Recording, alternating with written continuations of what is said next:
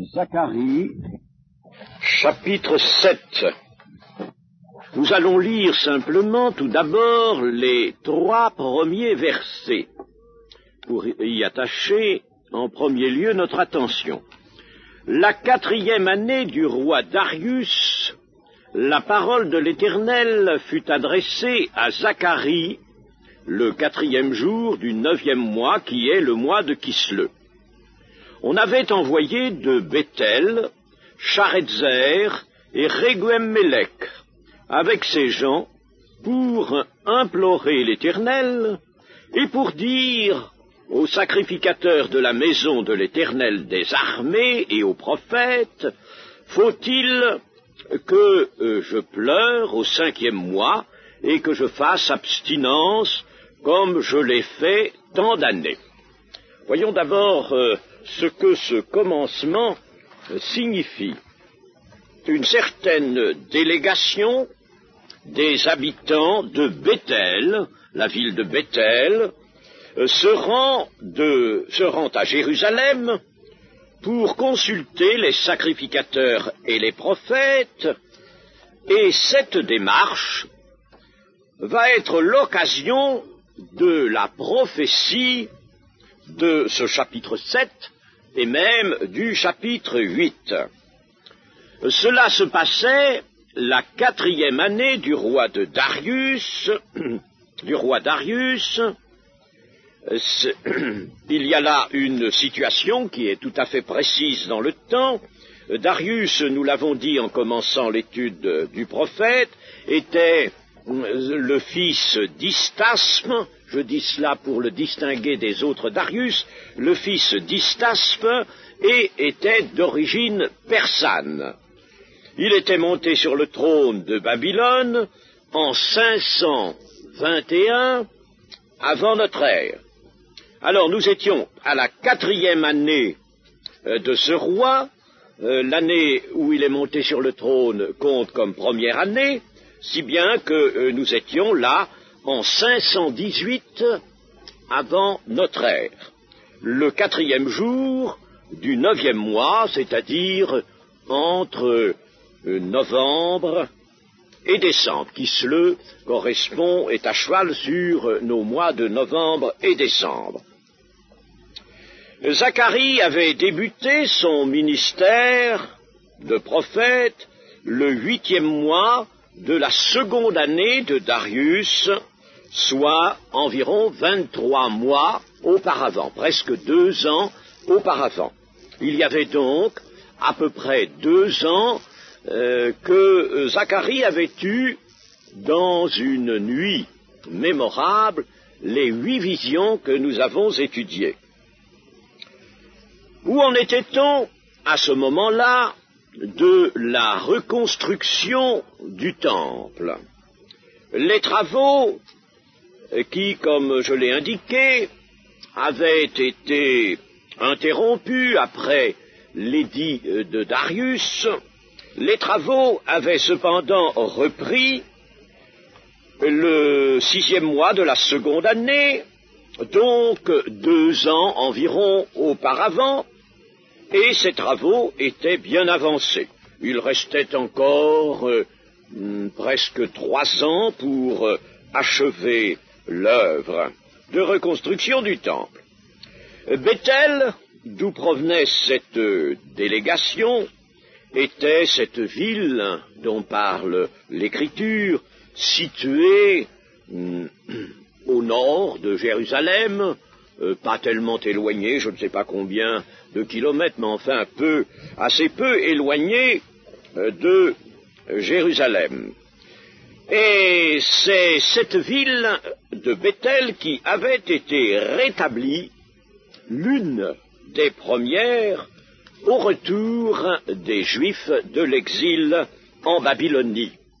Cela nous est dit par le livre d'Esdras, par le livre de Néhémie également. Prenons, si vous voulez, le livre d'Esdras, chapitre 2, verset 28, les gens de Béthel et d'Aï, 223. Béthel et Haï étaient 2 villes très voisines. 223, c'étaient les habitants, les Juifs qui étaient revenus. Car en effet, au début du chapitre 2, nous avons ceci: « Voici ceux de la province qui revinrent de l'exil, ceux que Nebuchadnezzar, c'est-à-dire Nabuchodonosor II, dans l'histoire profane, roi de Babylone, avait emmenés captifs à Babylone et qui retournèrent à Jérusalem et en Juda, chacun dans sa ville.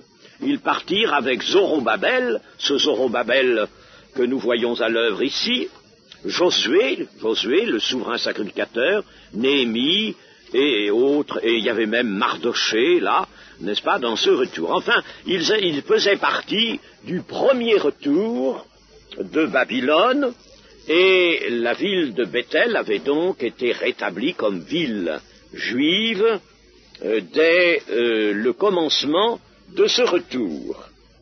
Ces Juifs décident d'envoyer une délégation à Jérusalem, conduite par deux personnages qui nous sont désignés ici, Charetzer et Reguem-Melech. Nous ne les connaissons pas autrement, ces personnages, parce qu'ils portent des noms babyloniens. Ce ne sont pas des noms hébreux, ce sont des noms babyloniens.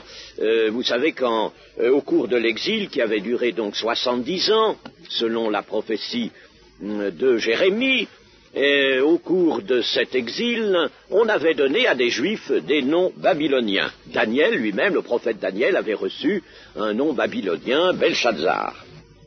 Alors ils viennent pour implorer l'Éternel, bien entendu, il faut d'abord aller devant dans le temple, quand on vient à Jérusalem, et puis ils viennent pour poser des questions aux sacrificateurs et aux prophètes. Et que demandent-ils? Ils demandent ce qu'il y a au verset 3, « Faut-il que je pleure au 5e mois et que je fasse abstinence, autrement dit, jeûne, le jeûne, comme je l'ai fait tant d'années ?» C'est-à-dire comme la tradition en est établie maintenant. La tradition était établie à ce moment-là de jeûner le 10e jour du 5e mois. Et pourquoi cela? Parce que c'était l'anniversaire de l'un des désastres qu'avait connu le peuple. Ce jour-là, en effet, Jérusalem et le temple avaient été incendiés par les Chaldéens, et c'était cela la 11e année du roi Sédécias. Tout cela, nous avons toutes ces choses-là dans les livres historiques. Livres historiques de la Bible, c'est-à-dire le deuxième livre des Chroniques et le deuxième livre des Rois. Et puis, il y avait d'ailleurs d'autres jeûnes dont nous allons avoir à parler. Je reprends la lecture au verset 4, et nous irons jusqu'au verset 7. « La parole de l'Éternel des armées me fut adressée en ces mots. Dis à tout le peuple du pays et aux sacrificateurs, quand vous avez jeûné et pleuré au 5e et au 7e mois, et cela depuis 70 ans, est-ce pour moi que vous avez jeûné? Et quand vous mangez et buvez, n'est-ce pas vous qui mangez et vous qui buvez? Ne connaissez-vous pas les paroles qu'a proclamées l'Éternel par les premiers prophètes, lorsque Jérusalem était habitée et tranquille avec ses villes d'alentour, et que le Midi et la plaine étaient habités? » Voici le commencement de la réponse que le prophète Zacharie est chargé par Dieu, qui lui parle, d'apporter au peuple. Il y a remarqué ceci, dans cette réponse, il n'est pas question seulement du jeûne du 5e mois, mais il est aussi question du 7e mois, parce que, en effet, le 3e jour du 7e mois, il y avait encore un autre anniversaire tragique, c'était celui de l'assassinat de Guédalia, et par conséquent, la fuite, ça avait été un incident qui avait soulevé la colère de Babylone, et les Juifs s'étaient enfuis, les Juifs qui restaient encore en Palestine avaient dû s'enfuir. Et pendant tout le temps de l'exil, il y avait eu ces jours-là, et il y en avait même encore, il y avait encore 2 autres anniversaires, il y avait eu ces jours-là des jours de deuil et de jeûne.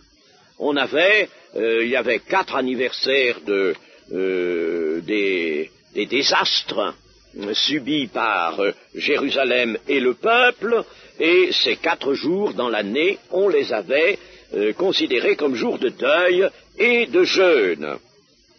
Mais puisque le temple était en reconstruction, et que la restauration, comme nous l'avons vu, du peuple venait d'être décidée par l'Éternel, restauration de la royauté, du sacerdoce, reconstruction du temple et de Jérusalem, puisque tout cela s'accomplissait à les bons trains, et tout cela était en cours, fallait-il continuer de jeûner ces jours traditionnels de deuil? Fallait-il encore marquer ces deuils et ces jeûnes, n'est-ce pas, dans l'année, puisque, en somme, n'est-ce pas, des jours meilleurs étaient là, étaient en vue? Voilà le sens de la question qui est posée par ces délégués de Bethel aux sacrificateurs et aux prophètes à Jérusalem. C'est Zacharie qui répond. Mais Zacharie n'est pas chargé de répondre à la délégation, petite délégation de Bethel seulement, il doit répondre à tout le peuple. Ce qu'il va dire, il va l'élargir à tout le peuple et aux sacrificateurs également. Et voici la réponse de l'Éternel. Dis à tout le peuple du pays, aux sacrificateurs, quand vous avez jeûné et pleuré au 5e et au 7e mois, et cela depuis 70 ans, est-ce pour moi que vous avez jeûné? C'est-à-dire, il faut paraphraser pour faire comprendre ce qu'est cette réponse. Y avez-vous apporté les dispositions de cœur qui m'auraient été agréables? Était-ce selon un véritable sentiment de douleur et d'humiliation que vous avez pleuré et jeûné pendant ces 70 ans? Car les désastres que vous déploriez par le jeûne et par le deuil n'avaient-ils pas été la conséquence de vos infidélités persistantes? Ce n'est pas tout de dire nous avons connu le malheur, nous sommes accablés et nous sommes là sous le joug de l'étranger dans un pays étranger. Ce n'est pas tout de pleurer sur soi et sur ses malheurs, mais il faudrait peut-être par le cœur en reconnaître la cause.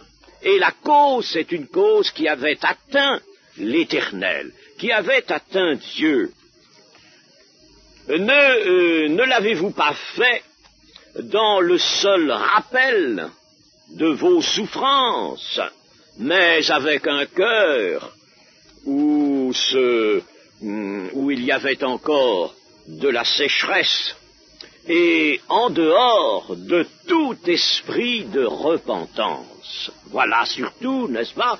N'avez-vous pas, en somme, pleuré sur vos malheurs, pleuré sur vous, pleuré, en somme, sur l'homme, n'est-ce pas? Il arrive souvent que l'homme aime bien se livrer à des pleurs, mais ces pleurs n'ont aucun sens devant Dieu s'ils ne sont pas ceux que produit un cœur brisé. Nous allons pour cela consulter d'abord dans le Nouveau Testament la 2e épître aux Corinthiens, 2 Corinthiens, et nous allons voir que d'une manière constante, Dieu veut que si l'on pleure, si l'on est dans le deuil, ce soit pour se repentir véritablement du mal que l'on a fait, des offenses que l'on a faites à Dieu. 2 Corinthiens 7:10, chapitre 7 et verset 10. En effet, la tristesse selon Dieu produit une repentance à salut dont on ne se repent jamais, tandis que la tristesse du monde produit la mort.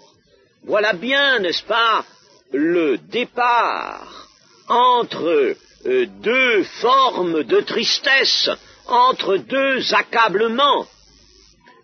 Il y a un accablement qui est générateur d'un retour de l'homme à son Dieu par la voie de la repentance, mais il y en a un autre qui ne sert absolument à rien sinon que d'entraîner toujours davantage l'homme dans son erreur, dans son égoïsme, c'est-à-dire dans la mort. Il y a donc ces deux formes de tristesse, tristesse selon Dieu qui produit une repentance à salut, et la tristesse du monde, c'est-à-dire la tristesse que la nature humaine va elle-même concevoir à certains moments, n'est-ce pas, et qui n'a absolument aucun rapport avec la reconnaissance par le cœur des fautes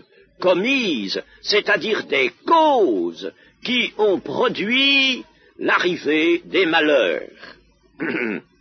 Et puis nous avons le psaume 51, versets 17, 18 et 19. « Seigneur, ouvre mes lèvres, et ma bouche publiera ta louange. Si tu eusses voulu des sacrifices, je t'en aurais offert. Mais tu ne prends point plaisir aux holocaustes. Les sacrifices qui sont agréables à Dieu, c'est un esprit brisé. Ô Dieu, tu ne dédaignes pas un cœur brisé et contrit. » Voilà, chers amis, des choses qui sont claires. Et des choses qui sont actuelles. Nous étudions un prophète d'Israël, mais vous voyez combien cette étude nous apporte de leçons profitables, actuelles, des leçons qu'il nous faut recevoir tout autant que le peuple d'Israël avait, lui, à les recevoir. Nous avons à les recevoir. À ce moment-là, il n'est pas question des différences de dispensation, n'est-ce pas? La différence est grande. Mais il n'est pas question de cela. Il est question de l'attitude du cœur humain devant son Dieu. Et cela, dans les situations dramatiques, difficiles, pénibles, que nous avons à connaître et à traverser. Il s'agit donc, là, n'est-ce pas, de l'attitude du cœur humain devant Dieu. Lorsqu'il y a des malheurs, lorsqu'il y a un accablement, ce n'est pas une fatalité, il n'y a pas de fatalité.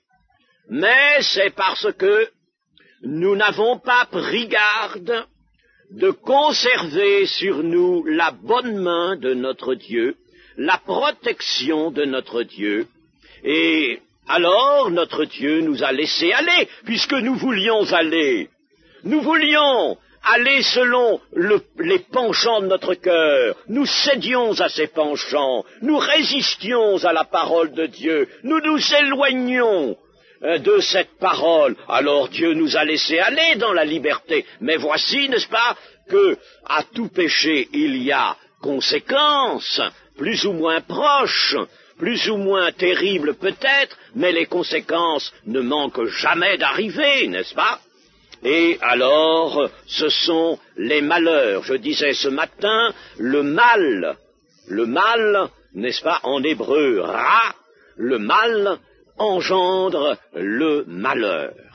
Et alors, c'est alors que l'homme souffre c'est alors qu'il est meurtri, et c'est alors que, s'il veut que cette situation change, s'il veut revenir à l'Éternel, il lui présentera un cœur brisé et contrit. Il entrera volontiers sur l'invitation d'ailleurs de l'Esprit de Dieu. L'Esprit de Dieu le lui dira. Il ne résistera pas à l'Esprit de Dieu qui lui dira d'entrer dans cette repentance qui n'est pas un avilissement, mais qui est une humiliation nécessaire et une reconnaissance des infidélités à Dieu. S'il n'y a pas d'esprit brisé, s'il n'y a pas de retour sur soi, s'il n'y a pas de regret authentique de l'infidélité, eh bien alors, voilà ce que l'Éternel dit par la voix de Zacharie, alors le jeûne et le deuil ne sont que mouvements du cœur humain, mouvements sans valeur, sans aucune valeur devant Dieu. Voilà la réponse, n'est-ce pas, de Dieu, la première partie de la réponse de Dieu. Et nous voyons, n'est-ce pas, qu'elle est claire, et qu'elle est nette. Nous, hommes, nous pouvons la comprendre, cette réponse. Tout le monde peut la comprendre. Il ne faut pas, n'est-ce pas, que d'aucuns disent « Oh, la Bible est un livre obscur, un livre difficile, n'est-ce pas, qui peut connaître ce livre ?» Il faut, bien entendu, qu'on nous l'interprète, et alors on va nous l'interpréter comment? Mais dans toute l'Église catholique, chers amis, j'ai été baptisé catholique très jeune, tout petit, et par conséquent été élevé dans le catholicisme. J'ai même porté dans une institution religieuse la soutane rouge, bien que n'étant pas encore cardinal, bien sûr. Eh bien, je puis vous dire une chose, c'est qu'on ne m'a jamais expliqué la Bible. Et pourtant, c'était une institution qui menait au baccalauréat, tout de même, on nous apprenait des choses qui allaient de difficulté en difficulté. Eh bien, jamais on a ouvert la Bible pour l'expliquer. Et j'aimerais connaître les paroisses catholiques où l'on ouvre vraiment la Bible pour l'expliquer comme il convient, n'est-ce pas? Alors, sous prétexte que le livre de Dieu est un livre obscur, difficile à comprendre, alors tout le monde le tient fermé. Même ceux qui auraient, dit-on, à l'expliquer. Mais, chers amis, nous voyons que cela n'est pas vrai, car nous venons là de nous intéresser à ce début de la réponse de l'Éternel au peuple juif revenant de l'exil, et nous avons compris, nous avons très bien compris ce que Dieu demande des cœurs, quelque chose d'authentique dans le fond des cœurs. Lui qui lit dans les cœurs, il veut y trouver vraiment cet esprit brisé et contrit, cet esprit de repentance sans lequel il n'y a pas de retour à lui possible. Et alors nous arrivons au verset 6. Au verset 6. Et quand vous mangez et buvez, n'est-ce pas vous qui mangez et vous qui buvez? Qu'est-ce que cela veut dire? Eh bien, manger et boire, c'est l'opposé de jeûner, l'opposé du jeûne. Alors ici, Dieu dit, si les Juifs n'ont pas jeûné pour Dieu, ce ne sera pas davantage pour lui qu'ils supprimeront le jeûne, c'est-à-dire qu'ils mangeront et qu'ils boiront. Ils n'ont pas jeûné. Vous n'avez pas jeûné pour moi, alors si vous vous remettez à manger et à boire ces jours de deuil, c'est pas pour moi non plus que vous allez le faire, n'est-ce pas? Si vous n'avez pas fait le jeûne pour moi, que vous cessiez le jeûne, que voulez-vous que cela me fasse, n'est-ce pas? Cela n'intéresse pas votre Dieu, cela lui est indifférent, puisque ce n'est pas pour lui que vous avez jeûné. Alors vous pouvez toujours cesser un jeûne comme celui-là. Autrement dit, faire ou ne pas faire quelque chose de religieux cela n'intéresse pas du tout Dieu. Dieu ne veut pas s'intéresser à cela. Si ce n'est pas réellement pour lui que l'on a fait quelque chose, ou qu'on cesse de le faire, n'est-ce pas? Si c'est pour obéir à Dieu, si c'est pour plaire à Dieu que l'on fait quelque chose, ou que l'on cesse de faire quelque chose, c'est très bien. Mais que l'on fasse quelque chose, ou que l'on cesse de faire quelque chose, en dehors de Dieu, en dehors de son esprit, au-delà de sa parole, et avec un cœur qui lui est fermé, cela n'intéresse nullement notre Dieu. Et aujourd'hui, il en est de même, il en est, n'est-ce pas, exactement de même aujourd'hui. C'est toujours, en somme, quand on fait quelque chose sans Dieu, en dehors de Dieu, n'est-ce pas, eh bien c'est toujours la volonté propre de l'homme qui s'accomplit. C'est toujours ça, on en revient toujours à ça. L'homme substitue sa volonté à celle de Dieu, il décroche du côté de la volonté de Dieu et il suit la sienne, n'est-ce pas? Alors Dieu n'est pas intéressé. Aujourd'hui, n'est-ce pas, on peut très bien revenir à des formes religieuses, ou alors comme nous le voyons dans ces réformes prétendues du catholicisme aujourd'hui, n'est-ce pas? On abandonne le rite ancien, le rite de je ne sais plus quel pape pour adopter un rite nouveau, dérivé des travaux du dernier concile. Bon, que l'on fasse cela, qu'on ne le fasse pas. Il y a un grand débat aujourd'hui, n'est-ce pas, dans la presse écrite et parlée. C'est un certain évêque, Monseigneur Lefebvre, s'appelle-t-il, n'est-ce pas, qui est très attaché au rite traditionnel, au rite ancien, notamment celui de la messe, n'est-ce pas, avec l'utilisation du latin, etc., n'est-ce pas. Et puis il y a des petites différences de mots qui sont souvent des enfantillages. Bon, enfin bref, il y a le débat entre cela, n'est-ce pas, c'est la position des intégristes, comme on l'appelle, les intégristes qui sont attachés à la tradition. Alors ils ont actuellement un porte-drapeau qui est cet évêque-là, Monseigneur Lefebvre, et puis alors les autres, la grande masse des autres, n'est-ce pas, qui au contraire se plaît dans les modifications apportées par le pape à la suite du concile. Alors il y a un grand débat. Alors faut-il rayer ce mot dans la liturgie de la messe? Faut-il au contraire le maintenir? Faut-il ceci? Faut-il cela? Mais Dieu est indifférent à cela. Dieu n'est pas intéressé là-dedans, n'est-ce pas? Il est absolument en dehors de tout ça. C'est un problème débattu au milieu des hommes, n'est-ce pas, appelé religieux, qui n'a aucun sens, aucune portée, aucune répercussion dans le ciel. Soyons bien convaincus de cela.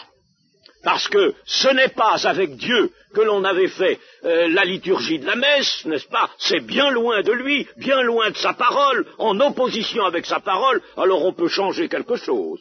N'est-ce pas? Si vous mangez et si vous buvez, c'est encore pour vous que vous le faites, alors ça ne m'intéresse pas, je ne suis pas là. Est-ce que nous avons bien compris cela, chers amis, que Dieu veut des choses authentiques? Et où est l'authenticité? Sinon, dans le cœur, sinon dans l'Esprit de Dieu qui éclaire le cœur, qui anime les pensées du cœur de l'homme. Alors si le cœur reste ouvert à l'Esprit de Dieu, très bien, alors Dieu sera là, Dieu suivra ce qu'on fera. Mais s'il en est autrement, Dieu est absolument loin, étranger à tout ce qu'on peut faire. Voilà, voyez cette réponse extrêmement intéressante, n'est-ce pas, que nous trouvons dans ce prophète. Au verset 7. Ne connaissez-vous pas les paroles qu'a proclamées l'Éternel par les premiers prophètes lorsque Jérusalem était habitée, tranquille, avec ses villes alentour et que le Midi et la plaine étaient habités, c'est-à-dire avant l'exil.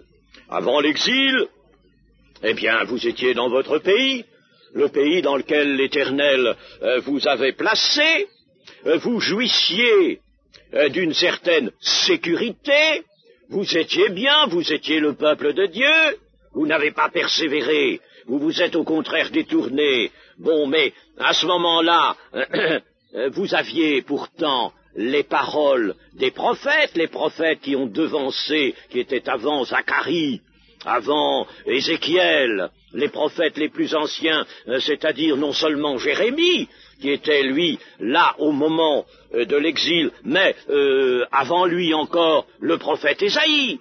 Vous aviez ces prophètes qui précédaient l'exil. Alors, ne connaissez-vous pas les paroles? Elles ont pourtant été consignées dans un livre. Ils avaient les rouleaux, les livres qui portaient les prophéties de ces prophètes de Dieu.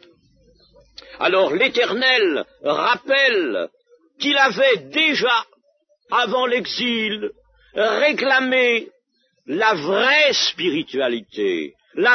spiritualité des actes du culte et du jeûne, notamment du jeûne. Il avait demandé qu'il y ait là une spiritualité authentique.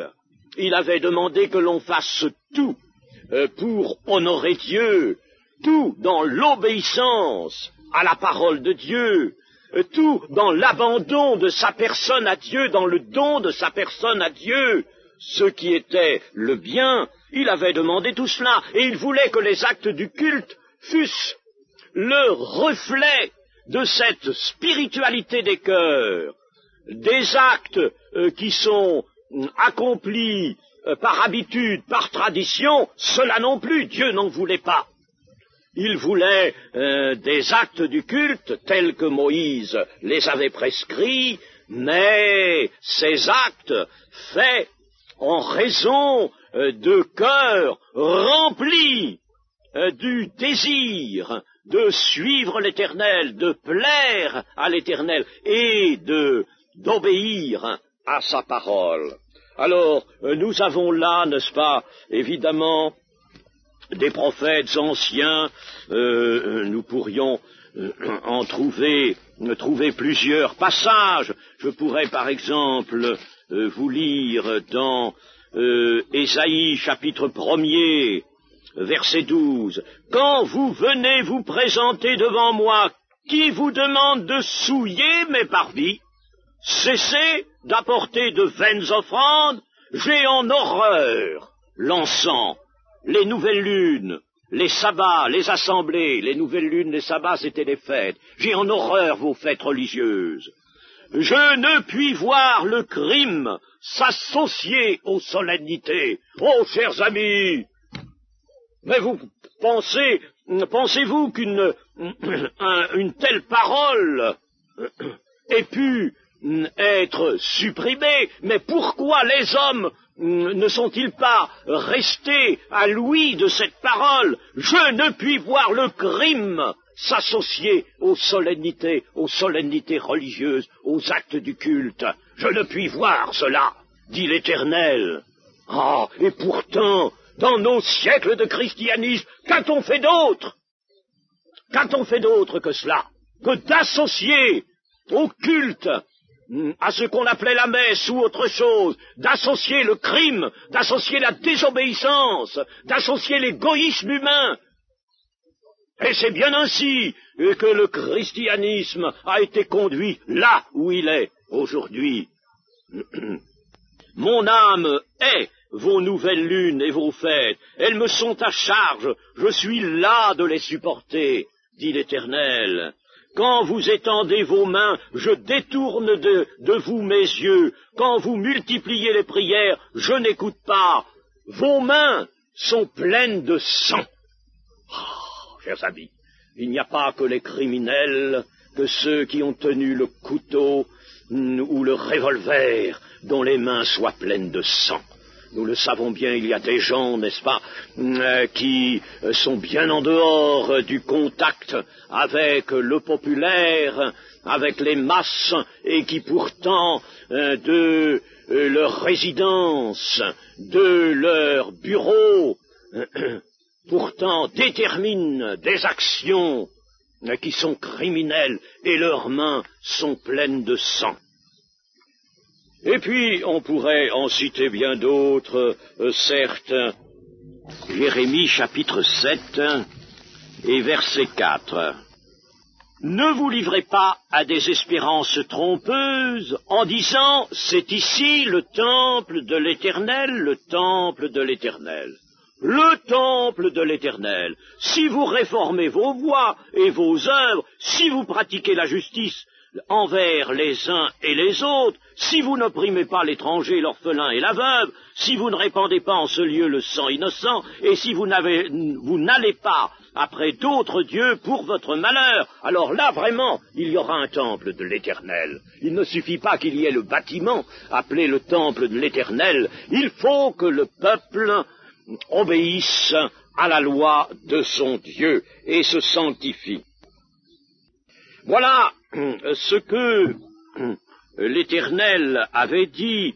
Nous avons une expression qui figure dans le verset 7 de notre chapitre 7 du prophète Zacharie, et que le Midi et la plaine étaient habités. Le Midi et la plaine, ce sont les deux parties de la Terre Sainte qui, à l'époque de Zacharie, n'étaient pas encore repeuplées. Et alors, étant sans habitants, elles offraient un spectacle de désolation, et cela parlait aux consciences. Pourquoi la Terre Sainte était-elle sans habitants?